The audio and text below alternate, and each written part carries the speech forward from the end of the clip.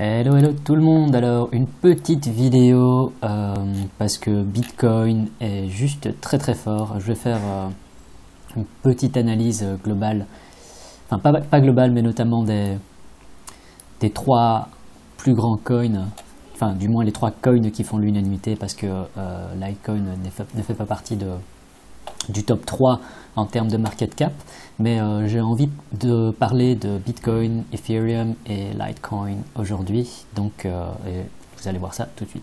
Alors en ce qui concerne Bitcoin, bon ben c'est juste un truc de fou. Si vous regardez sur le journalier, c'est vraiment très puissant. Là il est au plus haut et c'est pas prêt de s'arrêter là. Donc là en ce moment, si vous aviez acheté sur ce dip ici, honnêtement vous avez pu rider une jolie tendance. Donc d'ici à là ça fait 50%, 60% presque. Et si vous aviez acheté sur cette petite consolidation ici, ça fait, je pense que ça fait quelque chose quand même de l'ordre de 15%. Presque 15%, ouais. Donc 13-14%. Alors, jusqu'où est-ce qu'il peut aller? Ça, c'est la question. En fait, si on regarde sur l'USD, on se rapproche très rapidement de ce chiffre à 10 000. Là, on a dépassé 9 000 comme si de rien n'était. Vraiment, c'était boum. Ça a été un mouvement vers le haut qui n'a subi aucun stop. Donc là, en ce moment, on peut voir, c'est en 4 heures, il est en train de stabiliser un tout petit peu, et encore, on n'a pas encore eu de pullback ni rien, donc pour le moment, le mouvement est très haut, et on devrait pouvoir venir taper en fait dans les 10 000 d'ici très bientôt. Pourquoi est-ce que je dis ça? Oh la vache, quand je vois tous ces anciens signes qui sont là.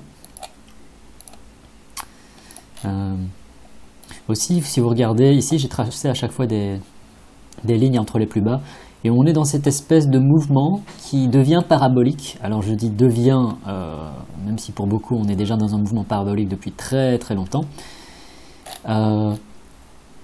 Mais pour moi, si on regarde en fait en journalier,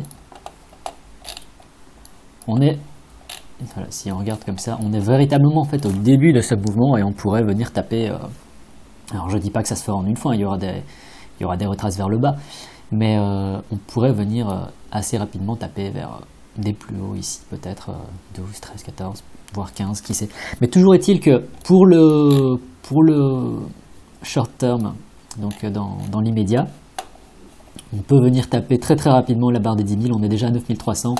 Pourquoi? Parce que de 9 300 à 10 000, ça fait juste, allez, 7%. C'est rien du tout. 7%, c'est quelque chose que le Bitcoin est capable de faire en une semaine, voire en quelques jours. Voire en une journée, s'il y a énormément de volume qui arrive. Là, vous pouvez voir qu'il y a seulement à mon avis, tous ces volumes-là, c'est essentiellement des volumes d'achat.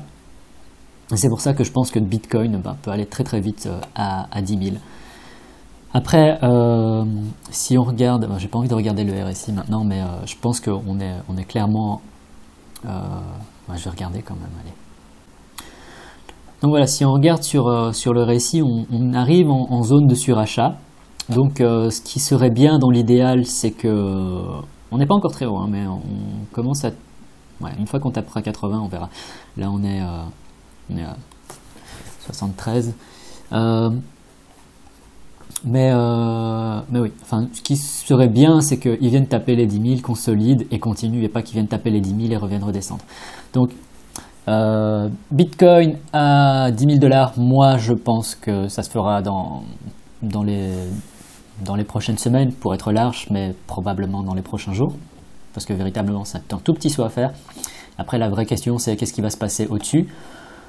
Pour le moment, je vais pas faire ma Cassandre, hein. Il faut pas charrier non plus. Bitcoin est juste très fort.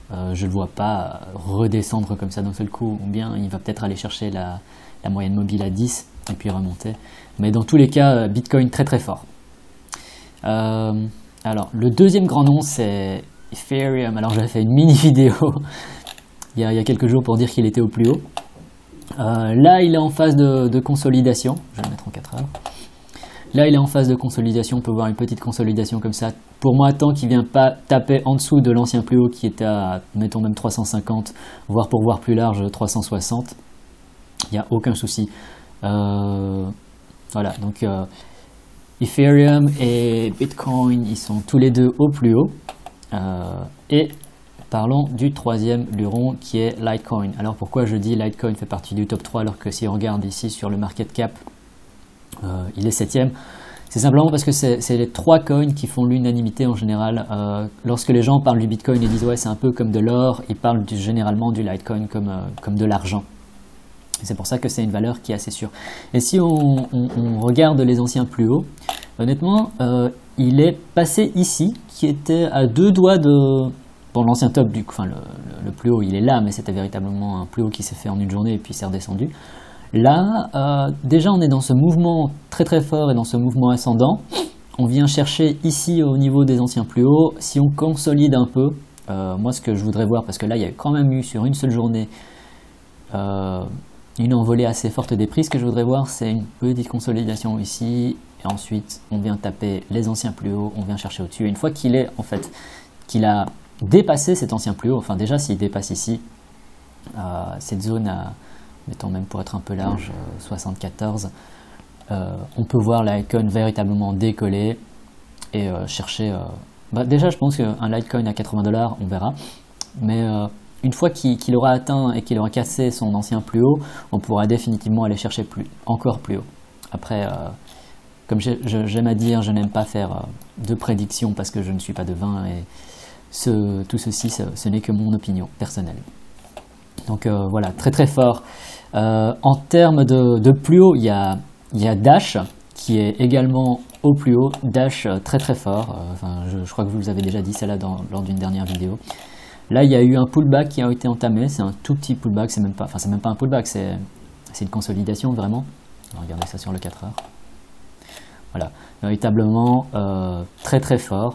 C'est un peu descendu ici, mais sur le 4 heures, on est pile en plein dans la moyenne mobile à 10.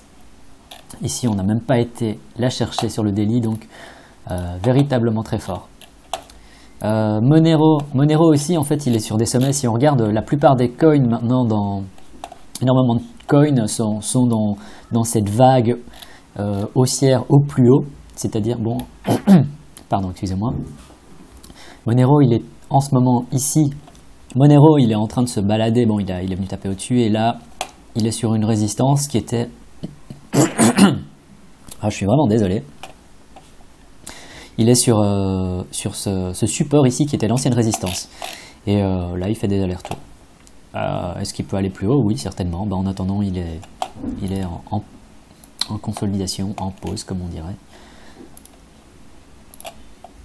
Alors, je ne sais pas s'il y a des gens qui sont dans le day trading. Ça peut être véritablement assez intéressant d'acheter ici. Pour ensuite éventuellement, après c'est pas énorme hein, mais ça dépend des sommes que vous jouez, ça pourrait être éventuellement un coup à prendre à 7-8% parce que là on est dans on peut vraiment voir le range ici, donc s'il vient taper là et qu'il redescend, bon vous pouvez revendre ici, s'il vient taper ici et qu'il monte encore plus haut, c'est tout bénef. La consolidation donc amplement due. Bon, tant que je suis là, parlons de Bitcoin Cash. Bitcoin Cash est toujours dans cette tendance haussière. C'était très intéressant parce que après ce pump ici, tout le monde pensait ouais là c'est un pump, ça a été une grosse manipulation, il n'y aura plus rien et donc de fait ça a descendu ici, puis il a remonté un peu et puis il est redescendu là. Là je pense qu'il y a eu pas mal d'abandon de la part de certains acheteurs. Et puis on est revenu monter ici, faire une petite consolidation et on remonte là et finalement il y a vraiment rien à dire sur ce coin, il reste très très fort. Donc à voir comment il se comporte dans les semaines à venir contre le Bitcoin parce qu'il y a toujours eu un peu cette cette dichotomie entre le Bitcoin et Bitcoin Cash. Alors surtout que maintenant on peut voir sur le market cap, il y a Bitcoin Gold qui vient d'arriver, je vais en parler tout de suite. Mais donc Bitcoin Cash se porte très très bien. En ce qui concerne le Bitcoin Gold, on peut voir, bon, il vient d'arriver sur le marché, sur les marchés il y a quelques jours. Donc on peut voir ici, on peut essayer peut-être parler d'une espèce de long tide base ici. Et puis il est venu taper vers le haut pour créer un top qui n'aura pas duré très longtemps, une journée. Puis il est redescendu pour rejoindre ses anciens plus bas et maintenant il a à nouveau tapé ici. Il n'a pas passé au-dessus, mais il n'est pas directement redescendu vers le bas. Donc là il est en phase de consolidation qui est ici. Je ne le vois pas redescendre à nouveau vers la zone des 200, honnêtement, dans la configuration actuelle. Là on a une espèce de anse par rapport à une cup and handle. Et si ça, ce serait possiblement 330, ça pourrait peut-être être le plus bas ici. En plus, le marché est assez bullish. Donc, s'il vient retaper ici et passer au-dessus, bah, il pourrait monter encore véritablement plus haut. Pour le moment, sur le short terme, le plus bas se situe vraiment à ces niveaux-là. On peut voir qu'il n'a pas l'air de vouloir descendre plus bas que ça. Et donc voilà, ça c'était pour Bitcoin Gold. En attendant, moi je ne peux pas faire trop d'analyse dessus, d'analyse technique dessus. Pourquoi? Ça fait seulement 4 jours. Donc prenez ce que je viens de dire ici avec beaucoup de prudence. Parce que éventuellement ça pourrait encore faire là et retaper les 200 ici. Donc faites attention toujours. Donc si on regarde globalement, bon, ici on voit qu'il y a un 6%, donc très fort.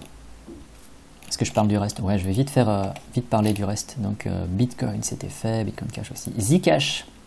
Alors Zcash il n'est pas encore au all-time high, il n'est pas encore au top du top, parce que le top du coup, allez, je vais mettre ça là ici, comme ça je le pas à chaque fois revenir. Il est 373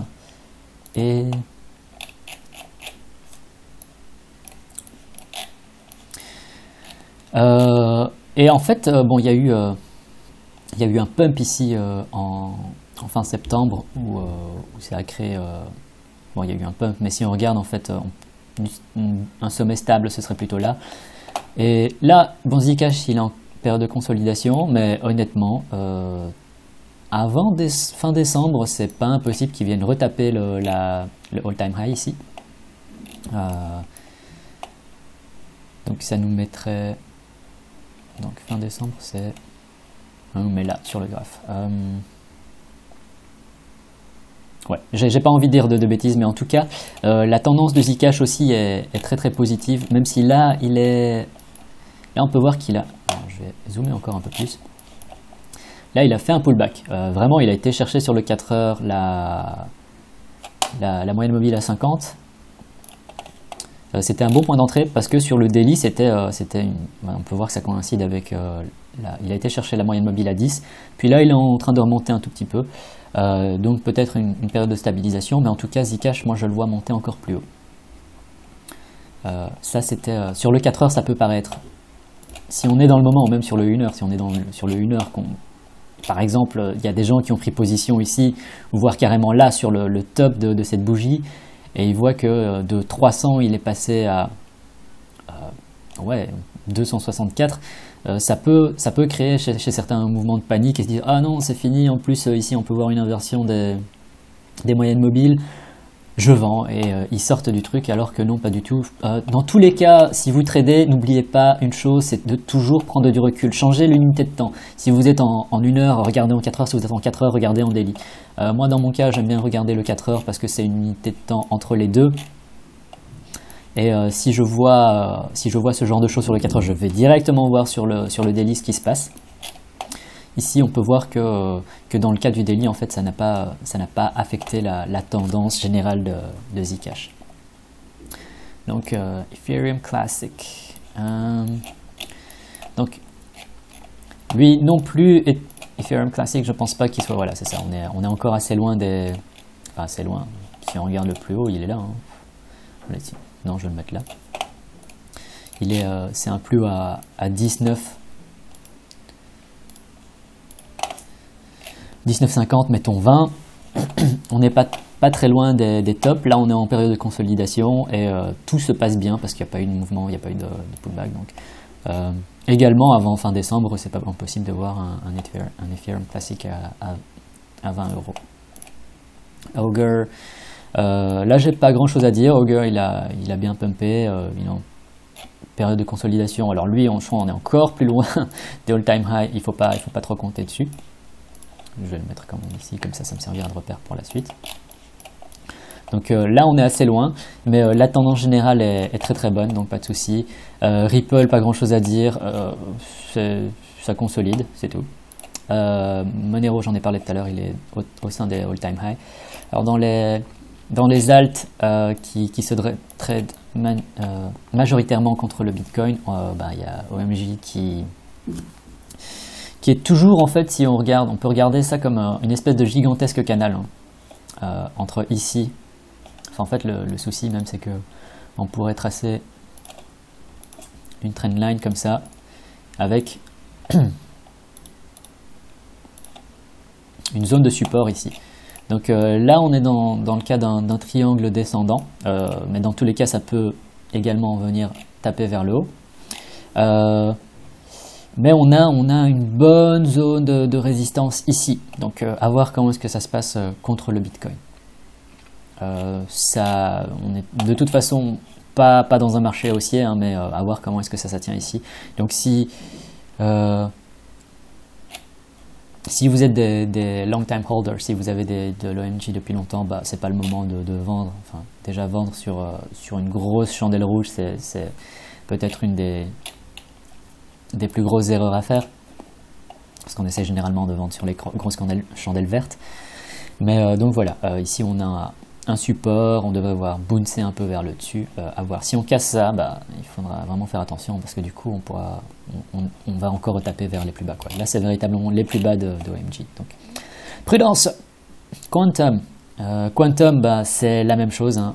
La dernière fois je parlais de cette résistance qu'on n'arrivait pas, on a vaguement essayé de retaper. Bon, on pourra la descendre ici, mais de toute façon les résistances, ce sont des zones, hein. Ce ne sont jamais des chiffres bien définis.